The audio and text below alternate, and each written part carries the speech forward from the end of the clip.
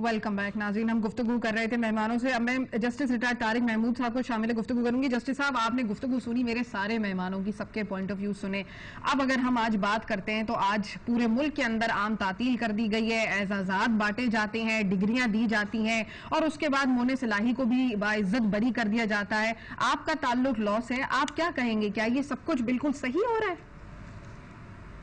دیکھیں be be, یہ ایک چھوٹی سی بات کروں. دیکھیں وہ ایک کہانی ہے کہ مشرف کو کہا گیا تھا کہ یہ ہماری بات مان لو یا سٹون ایجز میں لے جائیں گے. مجھے نہیں پتا وہ بات غلط ہے یا صحیح, لیکن آج واقعی ہم سٹون ایج میں رہ رہے ہیں. دیکھیں نا کتنی شاندار بات ہے, اور یہ پاکستان کی تاریخ میں پہلی مرتبہ ہو رہا ہے. دیکھیں پہلے بھی حکمران جو کو بہت ہی اچھی پرفارمنس نہیں کرتے رہے, پہلی مرتبہ یہ ہو رہا ہے کہ یہ خود مان رہے ہیں کہ ہم یہ کام نہیں کر سکتے.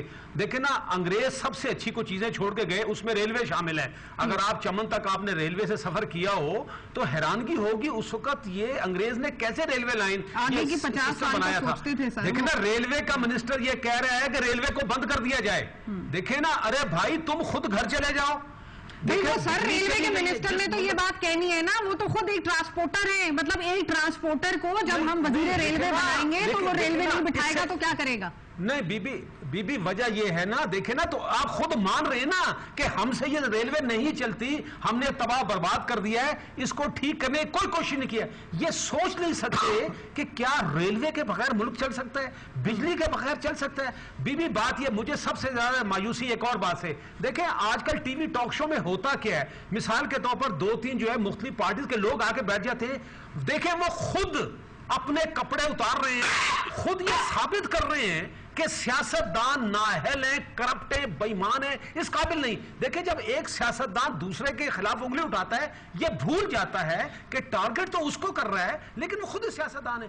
اس وقت پاکستان میں اور کوئی لڑائی نہیں, یعنی کہ کسی کو میں نے ابھی تک نہیں سنا کوئی کہے کہ جناب فلاں چیز کا ہمارے پاس یہ حل ہے, فلاں چیز کا ہمارے پاس یہ حل ہے, فلاں چیز کا ہمارے پاس حل ہے. سوائے یہ ہے اب تو ماشاءاللہ میرا خیال آج ایک اور بھی پروگرام چلنے والا ہے جہاں پر ایک جو اس کا جو ہے وہ ٹکر چل رہا تھا, وہ یہ کہ آج شام کو اے ورسز بی کا جو ہے ملاقہ دیکھیں. گزارش ہے بی بی, یہ اتنی مایوس کن صورتحال ہے اور ان کو احساس نہیں ہے کہ لوگ اندر سے کتنے ابال میں ہیں, کتنی مشکل میں ہیں. اب آپ نے چھٹی کی بات کی, دیکھیں میں آپ کو بتاؤں, یہ محترمہ اللہ ان کو مغفرت کرے, دیکھیں جو ان کی کنٹریبیوشن تھی ڈیموکریسی کے حوالے سے, اور جو ضیاء الحق کے زمانے میں انہوں نے ظلم برداشت کیا, ارے بھائی اصل چیز وہ تھی, وہ نظریہ, وہ راستہ جو انہوں نے اختیار کیا. لیکن کیا یہ وہی جمہوریت ہے جس کے لیے ان محترمہ نے جو ہے قربانی دی تھی؟ لوگ آج یہاں تک کہنے پر مجبور ہو رہے ہیں, وہ کہتے ہیں جناب ہمیں ایسی جمہوریت نہیں چاہیے. تو میں اب بھی سیاستدانوں کو کہتا ہوں, خدا کے لیے ایک دوسروں پر کیچڑ اچھالنا چھوڑ دیں, ایک دوسرے کا حساب کتاب چھوڑ دیں, ایک لوگوں کو جو ہے آپ صرف جو ہے اپنا ویژن دیں, ہر مسئلے کا حل دیں, اور گالیاں دینا چھوڑ دیں. اگر کوئی دوسرا گالیاں دے بھی رہا ہے تو گالی کا جواب گالی سے نہ دے. تو لوگ خود بخود, اگر آپ کوئی لوگوں کو ایشوز کا حل بتائیں گے, لوگ خود بخود آپ کے ساتھ ہو جائیں گے. صرف یہ جوڑ توڑ نہ کریں کہ آئندہ الیکشن میں ہم کیسے آئیں گے.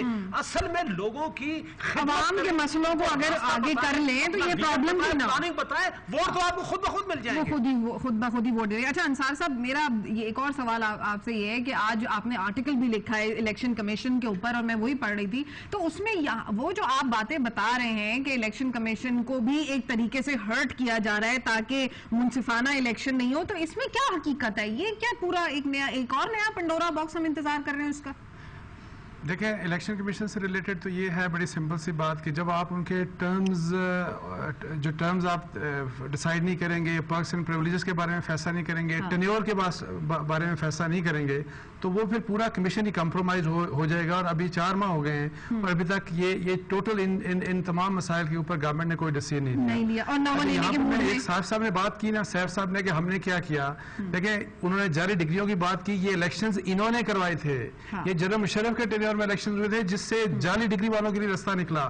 پھر اس گورنمنٹ کی ٹوٹل انکمپیٹنس, ان سے میں 100% اگری کرتا ہوں, لیکن این آر او کی گورنمنٹ کس نے دی؟ این آر او جو ٹینٹڈ, جو بالکل करप्ट लोग थे उनको रास्ता किसने दिखाया कि आप कॉरिडोर ऑफ पावर्स में आ जाएं और इस मुल्क को मिस रूल करें, नॉट रूल करें बल्कि मिस रूल करें। और फिर उसके जवाब में जनरल साहब को रास्ता दे दिया गया बाहर की तरफ। और फिर शेख साहब से जो आपने बात की, देखें एक बात बिल्कुल तय है कि पंजाब की गवर्नमेंट के बारे में, उनकी टॉप लीडरशिप के बारे में, चीफ मिनिस्टर के बारे में, मिनिस्टर के बारे में कोई मेजर करप्शन का केस अभी तक हमारे सामने नहीं आया। लेकिन पंजाब क्या हमारे लिए रोल मॉडल है बाकी सूबों के लिए? उनकी as compare to other provinces या सेंटर उनकी ठीक है, परफॉर्मेंस बेहतर है, लेकिन क्या वो रोल मॉडल है? क्या उन्होंने कोई इंस्टीट्यूशन डेवलप किए?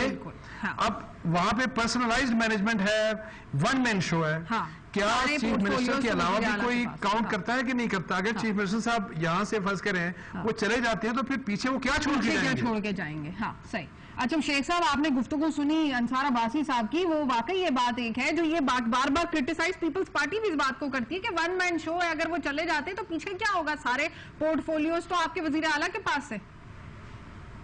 देखिए सोफिया, अगर अंसार अब्बासी ये बात करें तो मुझे समझ आती है, लेकिन अगर पीपल्स पार्टी ये बात करे कि सिंगल हेडेड है, तो उनके अपने अंदर क्या है? मैं बड़ी माजरत के साथ तारिक साहब से, इन्होंने 5 मिनट या 7 मिनट गुफ्तगू की है, मैं नहीं समझ पाया इस गुफ्तगू को, सिवाय इसके कि मुझे तलकीन कर रहे हैं या बाकी सियासतदानों को तलकीन कर रहे हैं। मेरे ख्याल में आप अगर और जायजा ले लें तो मेरी सारी गुफ्तगू में कभी भी आपको ये महसूस नहीं होगा कि मैंने कभी किसी के खिलाफ बात की हो या तनकीद का निशाना किसी को बनाया हो।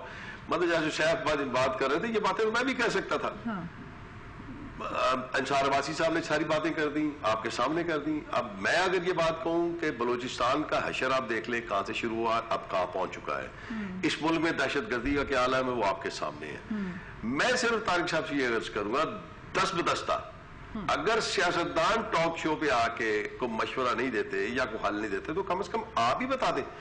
आप बता दें, कोई आपकी भी सुन लेगा, आप कोई मशवरा देंगे। मैं यह 100% ही समझता हूं कोई सियासी शख्सियत इससे आ रही नहीं है। जो अंसार अब्बासी कह रहे थे, बात इनकी दुरुस्त है, लेकिन आप अगर देखेंगे पंजाब की बात, तो मैं आप देखें कि उन्होंने मेडिकल कॉलेजेस में, मेडिकल इंस्टीट्यूशंस में और हेल्थ के मामले में बहुत कुछ किया। ये मैं नहीं कहता 100% आपने अचीव कर लिया, और चूंकि मुझे उनकी पूरी अचीवमेंट की रिकॉर्ड मेरे पास नहीं, इसलिए मैं कुछ नहीं कह सकता। अब देखिए सोफिया, उन्होंने अपने तौर पे हाइड्रो इलेक्ट्रिक पावर्स के लिए बहुत काम किया। उन्होंने यहाँ पे विंड एनर्जी के लिए काम करना शुरू कर दिया, उन्होंने कोल एनर्जी से काम करना शुरू कर दिया। अब आप दूसरी तरफ आ जाइए, एजुकेशन इंस्टीट्यूशन, बेशक के लोगों को वो पसंद नहीं आएगा, शायद हो सकता है, लेकिन मैंने बहुत सारे लोगों से ये सुना भी है, पढ़ा भी है कि इंस्टीट्यूशन जो उन्होंने डेवलप किए, जिसका नाम उन्होंने दानिश स्कूल रखा, और बड़ी अच्छी एक एफर्ट है। अब आशियाना हाउसिंग स्कीम है, हाँ, उसमें आप ये कहिए, आप ये जरूर मशवरा दीजिए कि इस पे आपको ये कोई खराबी आ सकती है, अगर आप इसको इस तरह कर लें तो ये शफाफ तरीके पे होगा और हकदारों को इसका मिल जाएगा। आपका मतलब, हाँ, और लेकिन वो उसमें सस्ती रोटी को नहीं भूलिए सर, वो सस्ती रोटी का भी। अब आप सस्ती रोटी की तरफ आ जाइए, लेकिन चलिए अभी फिलहाल ब्रेक ले लेते हैं, सुन के थक गया, ब्रेक ले लेते हैं, ब्रेक के बाद डिस्कस कर लेते हैं। नाज़रीन, वक्त हुए मुख्तसर से वक्फे का, ब्रेक से वापस आते हैं, शो को कंटिन्यू करेंगे, हमारे साथ रहिए।